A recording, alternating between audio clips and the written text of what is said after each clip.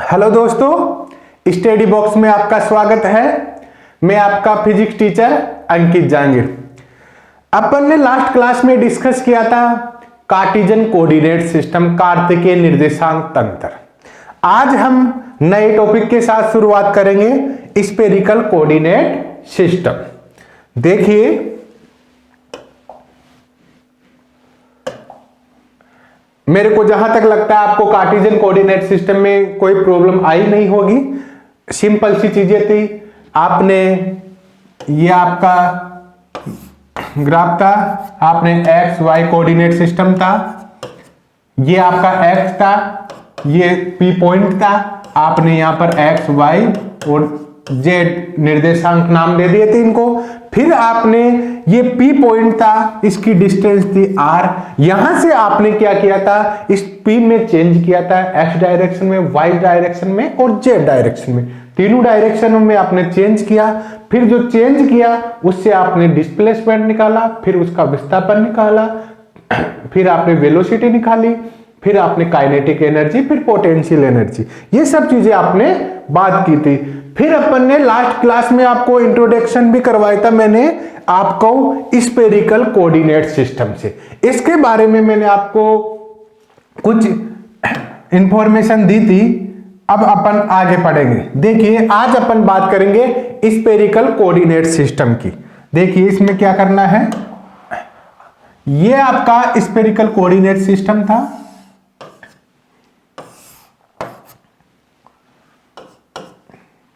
ये आपका कोई भी P पॉइंट था, इसके निर्देशांक थे R, थीटा और फाई। तीन निर्देशांक थे। फिर आपने बोला था कि ये थीटा एंगल है। थीटा के सामने वाले को आपने क्या नाम दिया था, R साइन थीटा। थीटा के सामने वाला साइन थीटा होता है। और ये आपकी जो R डिस्टेंस थी, इससे आपने क्या किया था, इसको मल्टीप्लाई कर दिया था। फिर आपने बोला था कि ये फाई एंगल है, फाई एंगल के पास में है वो क्या था, कोस फाई। फिर आपने ये आपका आर साइन थीटा था, इसके नीचे जस्ट नीचे पैरेलल में ये वाली लाइन भी क्या थी आपकी, आर साइन थीटा थी। तो आपने क्या किया था, इस आर साइन थीटा से इसको मल्टीप्लाई कर दिया था। और आपका ये क्या था, ये कोस पाई है तो ये इधर वाला साइन पाई हो गया था। और फिर आपने क्या किया था, आपके ये आर साइन थीटा से इसको मल्टीप्लाई कर दिया था। और ये वैल्यू क्या थी आपकी, ये साइन थीटा था तो इसको आपने क्या नाम दिया था, आर कोस थीटा। यहां पर आप देखिए, आपके पास एक्स वाई और जेड तीनों की वैल्यू आपके पास है। एक्स की वैल्यू आपके पास है, एक्स की वैल्यू ये एक्स था, ये वाई हो गया आपका, ये जेड हो गया। x की वैल्यू क्या थी आपके पास, x की वैल्यू यहां से आप देख सकते हो, r sin theta cos phi. y की वैल्यू आपके पास क्या थी, r sin theta sin phi. यहां तक अपन ने बात कर ली थी लास्ट क्लास में। ओके, जहां तक हमारे को लगता है आपको इसमें कोई प्रॉब्लम नहीं है। आपको ये x, y और z ये तीनों वैल्यू आपके लिए बहुत काम में आएगी, इसलिए आपको x, y और z तीनों की वैल्यू आपको पता होना चाहिए। चलो आगे अपन बात करते हैं। वही आपका जैसा आपने कार्टेशियन कोऑर्डिनेट सिस्टम में किया, x, y और z में जो चेंज किया, वैसे ही आपको इसमें इसके निर्देशांक क्या क्या है, r, थीटा और फाई, इन तीनों में चेंज करना है। चलो करते हैं शुरुआत। ये P point, R, theta, phi, ये आपका R है। अब देखिए, ये मैंने R यहां तक फिक्स कर रखा है। R में चेंज करना है, क्या चेंज करना, मेरे को इसी डायरेक्शन में, जो इसकी डायरेक्शन है आपको पता है, ये आपका X है, ये R यहां पर है। ये यहां सेंटर पॉइंट से यहां तक R है आपका, ये वाला R, ये P पॉइंट यहां पर है, ये P पॉइंट है आपका। इसको मैंने हल्का सा इसको आगे बढ़ा दिया, तो इसमें चेंज कर दिया मैंने। ये जो चेंज किया, इसको किससे रिप्रेजेंट करोगे आप, dr से। आपने यहां पर क्या लिख दिया, डी आर। डायरेक्शन क्या हो गई आपकी, आर केप, ये आपने आर केप लिख दी। रीजन, क्योंकि आर की डायरेक्शन में चेंज कर रहे हैं, आर की दिशा में ही चेंज कर रहे हैं, इसलिए आपने यहां पर क्या लिख दिया, आर केप। पहला काम आपका कंप्लीट। आपने क्या किया, आर का जो था उसमें चेंज कर दिया। अब किस में करना है, थीटा। थीटा कैसे था आपका, ये थीटा था, ये थीटा था। थीटा कैसे आ रहा था, ऊपर से आ रहा है इस टाइप से, ये आपका थीटा था। अब थीटा में चेंज क्या किया आपने, ये आपने इसको हल्का सा चेंज कर दिया, डी थीटा। आप इसको ऐसे भी लिख सकते हो, ऐसे अलग से दिखाने के लिए आप इसको डॉट डॉट से भी दिखा सकते हो। अब ये थीटा था आपका और ये आर है ही आपका, तो आपने इसको ऐसे डॉट डॉट से भी दिखा सकते हो आप, ये आपका डी थीटा हो गया। अब इसमें आपको चेंज करना है, आपने चेंज कर दिया इसमें डी थीटा। अब ये आपको पता है थीटा कैसे आ रहा है, नीचे की तरफ, ये आपका एक्स है, तो ये कैसे घूम रहा है आपका थीटा, इस टाइप से, ऐसे, तो नीचे की तरफ आ रहा है, ऐसे नीचे की तरफ आ रहा है। तो ये वैल्यू क्या होगी जो आपने चेंज किया, ये वैल्यू अपन को पता नहीं है, तो इसमें आपका जो ये आर है ये तो फिक्स होगा। आप चाहे यहां से आप बात करो, चाहे यहां से बात करो, चाहे यहां से बात करो, आर तो आपने फिक्स ले रखा है, तो ये आपका आर से तो आपके आर से तो मल्टीप्लाई हो जाएगा, और यहां पर क्या आ जाएगा आपके पास,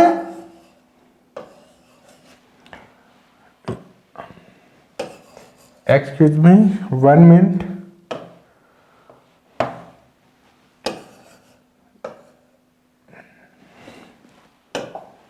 अब देखिए यहां पे, अब आपके पास यहां पर आर तो फिक्स है ही, तो आपने ये आर लिख दिया। अब इसके बाद में आपने क्या, किस में चेंज किया, थीटा में क्या चेंज किया, डी थीटा, तो आपने यहां पर ये डी थीटा लिख दिया, और डायरेक्शन थीटा केप, ये नहीं है यहां पर। पहला काम आर में चेंज किया, क्या चेंज किया, D R, R vector R cap. अब आपने क्या चेंज किया, थीटा में चेंज कर दिया, थीटा में आपने हल्का सा चेंज किया, उसको डी थीटा से रिप्रेजेंट कर दिया, और इसकी वैल्यू क्या लिखी आपने, R D theta theta cap. R क्यों लिखा आपने, क्योंकि आर आपका फिक्स है, इसलिए आपने आर लिख दिया। ये वाली लाइन क्या थी आपकी, आर साइन थीटा। ओके, अब देखिए ये एंगल आपका क्या था, फाई। अब फाई में चेंज करना है आपको। फाई कैसे जा रहा है, ये आपका एक्स है, फाई कैसे घूम रहा है, ऐसे इस टाइप से अंदर की तरफ जा रहा है, यानी कि ये कैसे जा रहा है, अंदर की तरफ। ये फाई है, तो इसको मैंने, ये आपका डी फाई हो गया, ठीक है, और ये कैसे जा रहा है, अंदर की तरफ। तो अंदर की तरफ जा रहा है, तो इसमें जो चेंज होगा वो क्या होगा, पहले तो आप मेरे को ये लाइन बताओ, ये लाइन क्या है, यहां से यहां तक आर साइन थीटा, अपन ने पहले बात कर चुके हैं इसके बारे में। ये वाली लाइन है आपकी आर साइन थीटा, ये आर साइन थीटा है, तो ये वाला जो इसमें चेंज था वो क्या होगा आपका, ये हो जाएगा R sine theta D phi और फाई केप। वैसे जैसे ऊपर वाले को आपने लिखा, कैसे आपने क्या लिखा, आपने ये डिस्टेंस फिक्स थी, इसको आर लिख दिया, जो चेंज किया, क्या चेंज किया था आपने, डी थीटा, डी थीटा आपने लिख के, और उसकी डायरेक्शन दे दी आपने थीटा के। वैसे ही यहां पर आपने क्या किया, ये आर साइन थीटा फिक्स था, ये लिख दिया। चेंज किस में किया आपने, फाई में। फाई में क्या चेंज किया, D phi, phi D phi लिख दिया, और ये फाई वेक्टर, ये इसकी डायरेक्शन हो गई। आर में चेंज हो गया, थीटा में चेंज हो गया, फाई में चेंज हो गया, तीनों में आपने चेंज कर दिया। बस इतना ही आपको करना था। अब यहां पर लिखिए आप, ये आपका डी आर, जो आपका डी आर हुआ था वो हो गया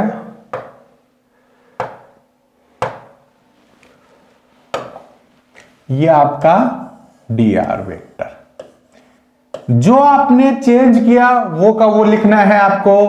तो dr क्या हो जाएगा आपका, पहले तो किस में चेंज किया आपने, आप इसको di भी लिख सकते हो, di का मतलब भी डिस्प्लेसमेंट है। यहां पर आप r लिख रहे हो इसलिए हम इसको di से लिख देते हैं ताकि आप कंफ्यूज ना हो r में।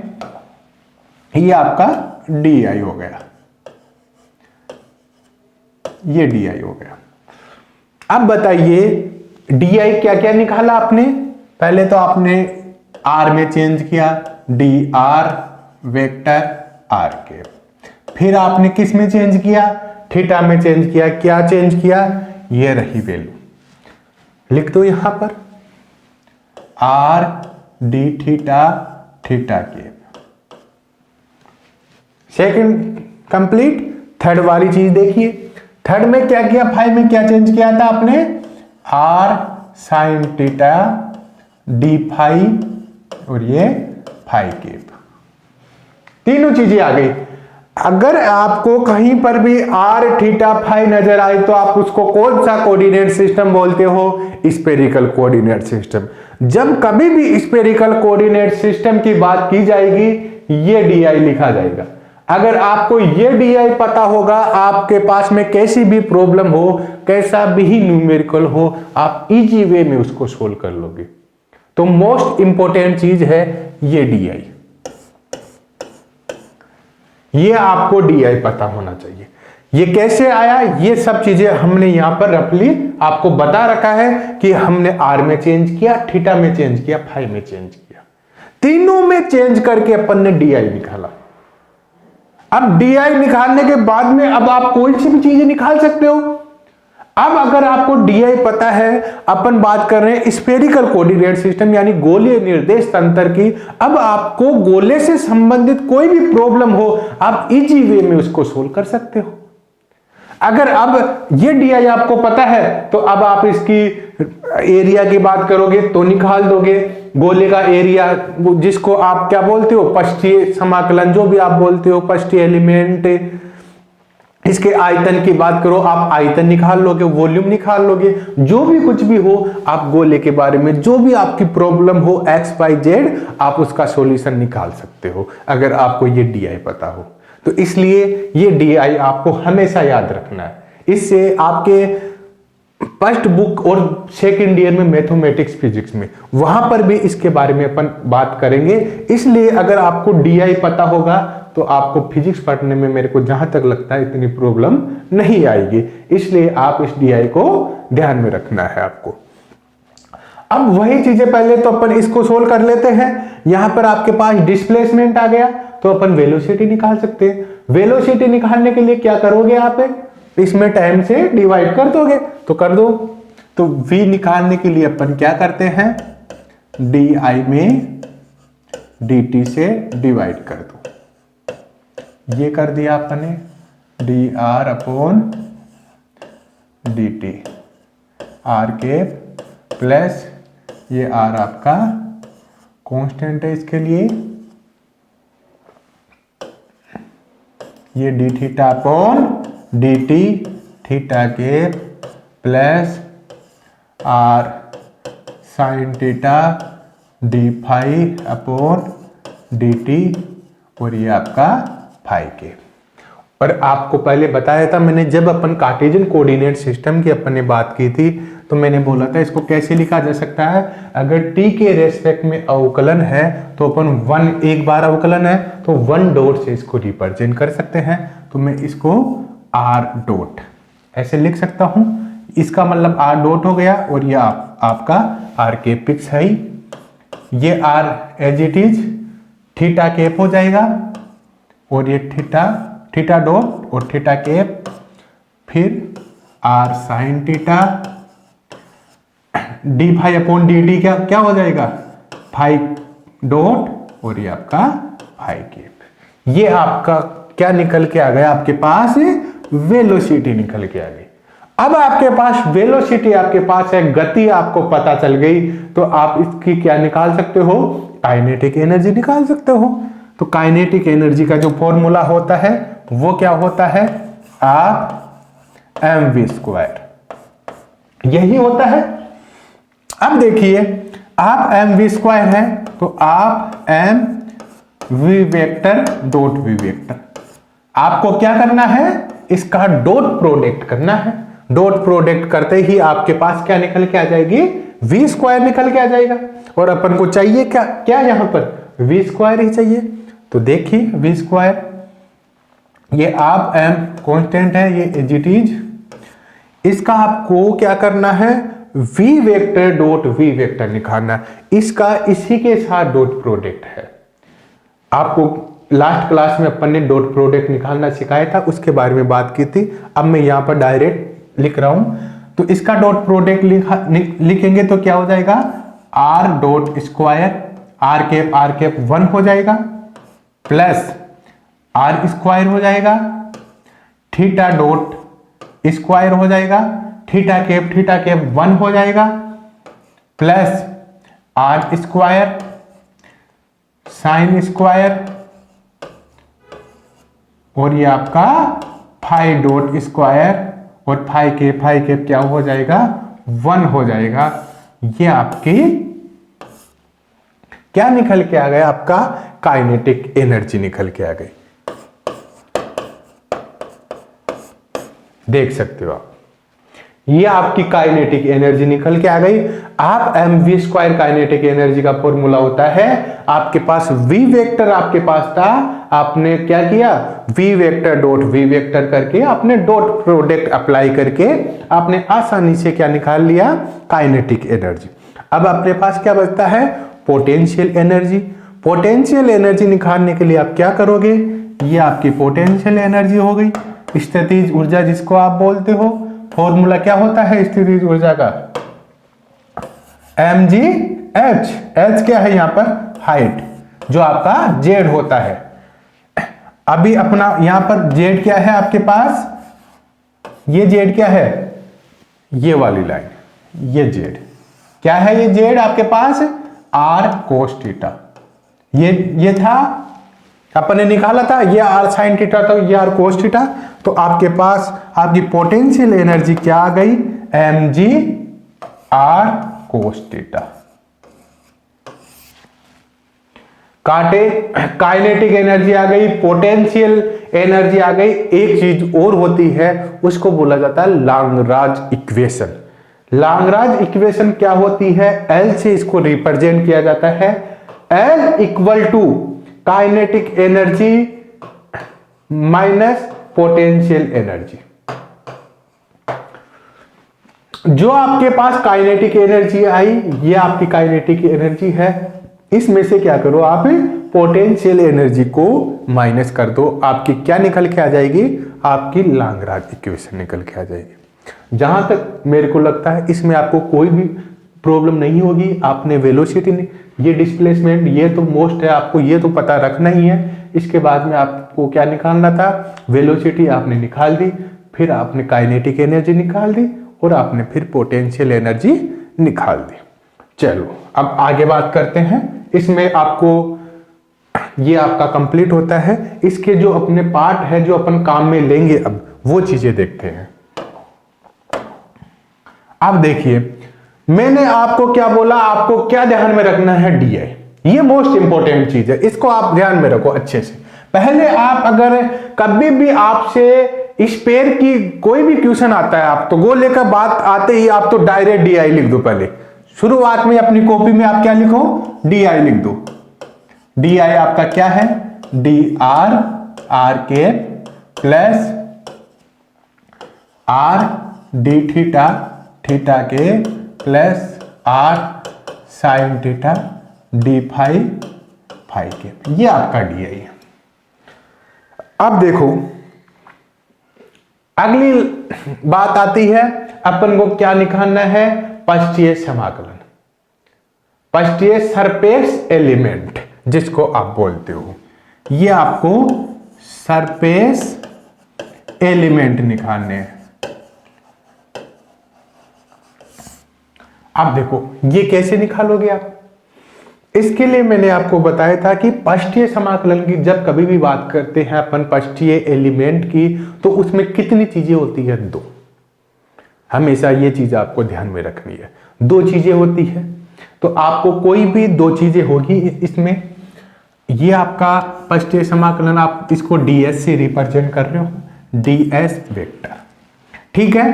अब आप इसमें पहले मान लो आप किसका निकाल रहे हो, r और थीटा का निकाल रहे हो। आप यहां पर लिख दिया आपने, किसका निकाल रहे हो, r और थीटा की बात कर रहे हो आप। तो आप क्या करोगे, जो आपका di है उसमें से r और थीटा का जो भी वैल्यू है उसको मल्टीप्लाई करके लिख दो। अब आपके पास r की वैल्यू ये है, थीटा की वैल्यू है, तो दोनों को मल्टीप्लाई कर दो। तो दोनों को आप मल्टीप्लाई करके लिखोगे, r कांस्टेंट आ जाएगा, dr d थीटा।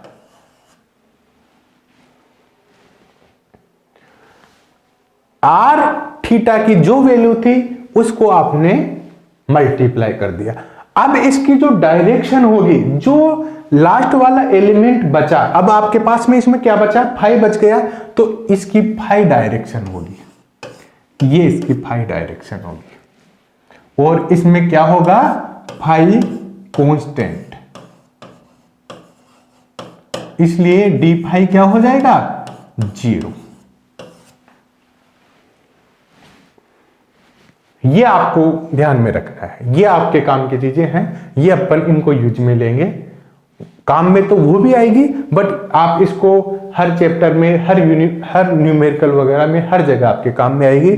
तब आपको ध्यान में रखना है, अगर r और थीटा है, पृष्ठीय समाकलन इनका निकालना है, तो आपने क्या किया, डी में से दोनों को मल्टीप्लाई कर दिया और जो आपके बचा वो उसकी डायरेक्शन हो गई। अगर मान लो अपन बात करते हैं थीटा और फाई की, थीटा फाई की बात करेंगे, तो थीटा फाई कहां पर आपका, ये थीटा ये फाई, दोनों को मल्टीप्लाई कर दो। दोनों को मल्टीप्लाई करेंगे, पहले आगे वाली चीज को मल्टीप्लाई कर दिया, तो यह हो जाएगा आपका आर स्क्वायर साइन थीटा और आपका डी थीटा डी फाई। और डायरेक्शन क्या हो जाएगी, क्या बचा हुआ है इसमें, आर केप, तो आर केप इसकी डायरेक्शन हो गई, ये आर केप इसकी डायरेक्शन हो गई। और यहां पर आप क्या लिखोगे, आर कांस्टेंट, कांस्टेंट को क्या बोलते हो, नियत, तो डी आर क्या हो जाएगा आपका 0। कंप्लीट है। फिर एक इक्वेशन और क्या बन सकती है, D S equal to phi और आर। अगर ये आपको दिया हुआ हो, ये गिवन हो, तब आप क्या करोगे, फाई और आर आपको गिवन हो, तब आप क्या करोगे, ये फाई की वैल्यू, ये आर की वैल्यू, दोनों को मल्टीप्लाई कर दो।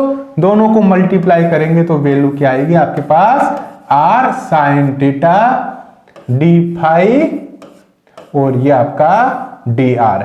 डायरेक्शन क्या होगी, क्या बचा हुआ है, थीटा केप, ये थीटा केप इसकी डायरेक्शन हो गई। कांस्टेंट क्या हो जाएगा, थीटा, थीटा लिख दो, थीटा कांस्टेंट, और डी थीटा क्या हो जाएगा आपका 0। ये आपके तीनों सरफेस एलिमेंट आ गए, ये आपके मोस्ट इंपोर्टेंट है। ये आपको कहां से पता चले, डी से। अगर आपको डी पता होता तो ये निकाल पाते क्या, आप नहीं निकाल सकते, इसलिए आपको डी पता होना कंपलसरी है। आपको डी होना, इनका ज्ञान होना जरूरी है। चलो अब अपन बात करते हैं आगे, वॉल्यूम एलिमेंट्स, आयतन समाकलन, इसकी बात करते हैं। अब वॉल्यूम निकालना है आपको, आयतन निकालना है, तो क्या करोगे, पहला काम अपना, आप तो अपनी हैबिट में डाल लो। अगर आपको स्फेरिकल की बात कर रहा, चाहे उसका कोई सा भी एलिमेंट आपसे पूछ रहा हो, आप तो पहले डी लिखोगे। जितनी बार लिखोगे अपनी प्रैक्टिस में लेके आ जाओ इस डी को। D R vector R cap plus R D theta theta vector और R sine theta D phi vector और फाई केप, ये आपका डी था। अब आपको क्या निकालना है, वॉल्यूम एलिमेंट, ये आपको निकालना है। आयतन, समाकलन, जो भी आप बोलते हो, तो वो निकालना है। तो उसके लिए आप क्या करोगे, पहले तो आपका साइन, किससे लिखते हो इसको, डीवी से आप रिप्रेजेंट करते हो, डीवी से आप इसको लिखते हो। इसमें क्या होता है, मैंने फर्स्ट की जब बात की आपसे सरपेक्स की, आपको बोला था उसमें कितनी चीजें इंक्लूड होती है, 2, और वॉल्यूम में सब चीजें काउंट होती है। जो भी आपका पूरा डीआई है वो एक जगह आएगा, वो पूरा मल्टीप्लाई होके आएगा। तो आपका जो डीवी है वो तीनों को मल्टीप्लाई करके लिख दो। पहले जो आगे वाली संख्या है उसको मल्टीप्लाई करो, आगे क्या क्या है यहाँ पर 1r साइन थीटा, तो ये क्या हो जाएगा r स्क्वायर साइन थीटा, और आपका क्या आ जाएगा dr d थीटा dy। कभी भी आपसे वॉल्यूम अगर पूछता है गोले का, तब आप इससे निकालोगे, ये फॉर्मूला है उसको निकालने का। एक चीज और रह गई आपकी, वो बात करते हैं अपन रेंज की। इसकी लिमिट क्या होती है, जो आपके आर और थीटा और फाई होते हैं, तीनों की रेंज क्या होती है, इसके बारे में भी आपको पता होना चाहिए।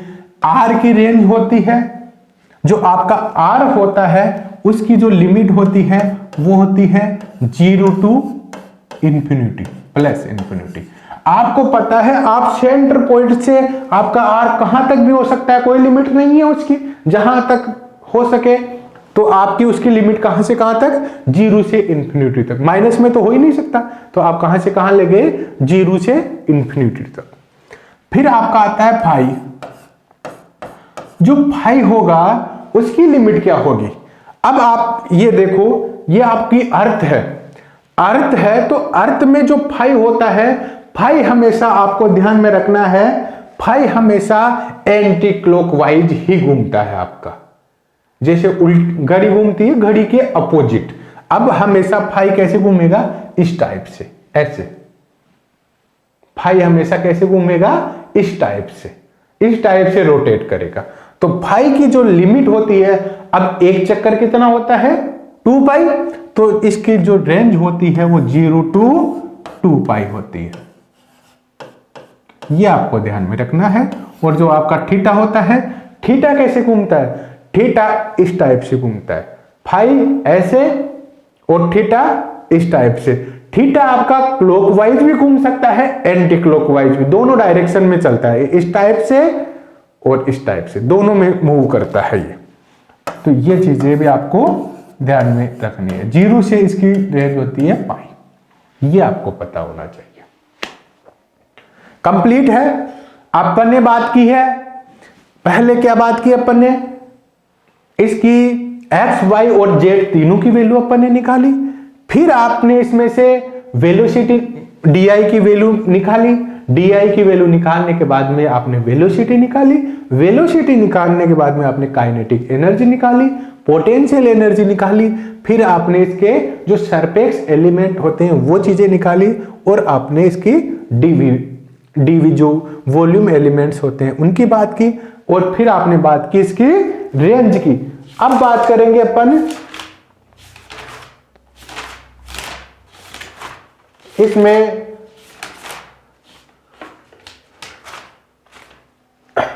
क्वेश्चन वगैरह भी होता है। जैसे अभी मान लो मैं आपको एक क्वेश्चन करवाता हूं,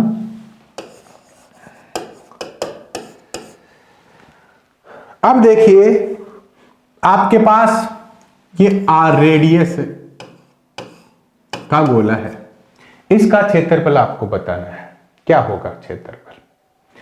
अब आप इसमें देखिए आर फिक्स है, इसमें आर क्या है, फिक्स है। बोल दिया इसने कि आर रेडियस का गोला है, आर त्रिज्या का गोला है, ये गोला है, इसकी रेडियस फिक्स है आर, तो आर फिक्स है। आर क्या है यहां पर, कांस्टेंट है, तो डी आर क्या हो गया, 0। आपको निकालना क्या है, इसका ds निकालना है। तो अब आपको पता चल गया कि आर फिक्स है, तो बचा क्या आपका थीटा और फाई। थीटा पाई वाला फॉर्मूला यूज में ले लो आप। तो पहले आप क्या करोगे, आपने डी आई लिखा, डी आई आपने D R R cap R D theta theta cap R sine theta D phi phi cap. अब आपको पता चला ये तो क्या है, कांस्टेंट है। बचा क्या आपके पास, दोनों चीजें हैं, दोनों को आपने मल्टीप्लाई किया तो आपकी वैल्यू आई R square sine theta D theta D phi. ये आपको निकालना है, ये ds आपको निकालना है। अब देखो ये निकालने के लिए आप क्या करोगे, s निकालना है आपको, तो s इधर से अवकलन हटाते ही समाकलन का साइन चला जाएगा उधर, तो ये s है। कितनी बार समाकलन होगा, 2 बार, एक बार थीटा के रेस्पेक्ट में, एक बार फाई के रेस्पेक्ट में। ये r आपका फिक्स है, ये r यहां पर कैपिटल R है, तो आप कैपिटल R यूज में ले सकते हो, क्योंकि क्वेश्चन में अपन को क्या दिया हुआ है, कैपिटल R। तो आपने ये कैपिटल R लिख दिया, और इसका कितनी बार अवकलन, समाकलन 2 बार। तो आप किसका किसका करोगे, साइन थीटा डी थीटा और डी फाई, ये आपका समाकलन हो जाएगा। इसका करोगे, अब आपके पास थीटा का अवकलन कहां से कहां तक करोगे, आपके पास रेंज है, मैंने पहले बताई थी आपको वो। तो रेंज क्या थी, 0 से, थीटा की रेंज क्या थी, 0 से पाई, ये 0 से पाई। और फाई की रेंज क्या होती है, 0 से 2 पाई। अब अपन को इसको सोल्व करना है, तो सोल्व करना है तो ये R as it is, theta का एलिमेंट है यहां पर साइन थीटा, और डी फाई का केवल डी फाई है, तो डी फाई का पहले आप लिख सकते हो, चाहे कैसे भी आप पहले थीटा का कर लो चाहे फाई का कर लो, एक ही बात है। तो आप 0 से 2 पाई, यहां पर क्या है डी फाई, और 0 से pi sine theta D theta, दोनों को आपको सोल्व करना है। ये आपका आर स्क्वायर, 0 से 2 पाई में डी फाई का करोगे, डी फाई का समाकलन क्या होता है, फाई, और फाई में आप लिमिट रखोगे तो क्या निकल के आएगा, आपकी वैल्यू 2 पाई। आप इसको सोल्व करोगे, ये मेरा सोल्व किया हुआ है, 0 से पाई की रेंज हो, साइन थीटा हो, तो आप इसको सोल्व करोगे तो वैल्यू क्या आएगी आपकी 2। इसको सोल्व करो तो आपका यहां पर क्या लिख सकता हूं मैं, 2। तो इसको सोल्व करेंगे, 2 इंटू 2 4, तो 4 पाई आर स्क्वायर।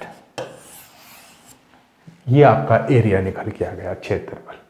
और यही मैंने बोला था कि किसी गोले का क्षेत्रफल क्या होता है, 4 पाई आर स्क्वायर। यही होता है, आपने पहले पढ़ा होगा, पहले आप 10th क्लास में, छोटी क्लास में बोलते थे कि गोले का क्षेत्रफल एरिया 4 पाई आर स्क्वायर, ये 4 पाई आर स्क्वायर ऐसे निकलता है। अब आपको, मेरे को जहां तक लगता है आपको समझ में आई होगी ये चीज कि 4 पाई आर स्क्वायर कैसे होता है। ये चीज भी आपको बता देते हैं कि ये 0 से पाई में साइन थीटा का अवकलन किया, 2 कैसे आया, ये चीज भी अपन बात कर लेते हैं। अब देखो साइन थीटा का आप समाकलन करोगे, क्या होगा, cos theta minus cos theta, ये कोस थीटा आ गया। कोस थीटा लिमिट क्या है, रेंज क्या है, 0 से पाई। आपने पाई पुट कर दिया, ये माइनस बाहर लिख सकता हूं मैं, ये आपने कोस, एक तो पाई हो गया माइनस, और ये कोस 0। अब बताइए कोस पाई की वैल्यू क्या होती है, -1, इसकी +1, तो आपके पास -1 क्या हो गया, -2, और बाहर क्या साइन है, माइनस, तो माइनस माइनस +2। ये आपके काम में आएगा। ऐसे जो आपके पास समाकलन हो, इंटीग्रेशन हो, आप उनकी वैल्यू डायरेक्ट ध्यान में रखो, ताकि एग्जाम में अब आप इसको ऐसे सोल्व करते इस टाइप से, अगर आपको पहले वैल्यू पता होती कि 0 से पाई में साइन थीटा का डी थीटा के रेस्पेक्ट में समाकलन है, तो वैल्यू अपन को पता थी डायरेक्ट 2, इसलिए 2 अपन ने यहाँ पर क्या कर दिया, 2 लिख दिया। 2 लिखते ही और आपको बता भी दिया कि साइन थीटा का जो समाकलन होता है वो माइनस कोस थीटा होता है, और इस टाइप से ये करते हैं। अब मेरे को जहां तक लगता है आपको स्फेरिकल कोऑर्डिनेट सिस्टम में कोई भी प्रॉब्लम नहीं होगी। ये आपका स्फेरिकल कोऑर्डिनेट सिस्टम कंप्लीट होता है। आपको बस ध्यान में यही रखना है, जब कभी भी आपसे आपको तो जो आपका क्वेश्चन है, क्वेश्चन में ध्यान रखना है, अगर वहां पर फंक्शन आपका जो समीकरण है उसमें r, थीटा और फाई ये तीनों नजर आ रहे हैं, आप डायरेक्ट आप स्फेरिकल कोऑर्डिनेट सिस्टम में चले जाओ। ये इनकी पहचान करने का तरीका है। आपसे पूछ भी सकता है कभी कि स्फेरिकल कोऑर्डिनेट सिस्टम क्या होता है, तो आप क्या बताओगे कि जिसके निर्देशांक, जिसके कोऑर्डिनेट सिस्टम क्या हो, r, थीटा और फाई हो, उसको क्या बोला जाता है, स्फेरिकल कोऑर्डिनेट सिस्टम बोला जाता है। तो ये इसकी पहचान करने का तरीका है।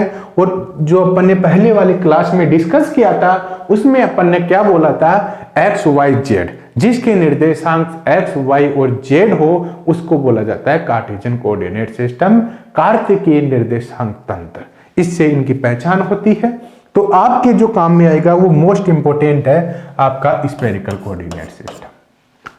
अब आपके पास एक कोऑर्डिनेट सिस्टम और बचता है, सिलेंडर कोऑर्डिनेट सिस्टम। उसके बारे में अपन कल बात करेंगे, कल वाली क्लास में।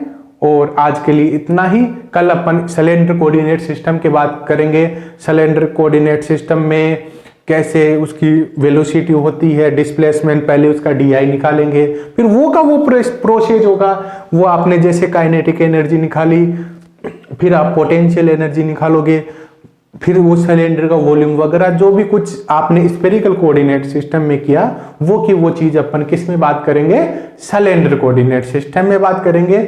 इसलिए फिर अपन नेक्स्ट क्लास में मिलते हैं, कल वाली क्लास में मिलते हैं, फिर अपन स्टडी बॉक्स पे कल क्लास में मिलते हैं। Okay, thank you.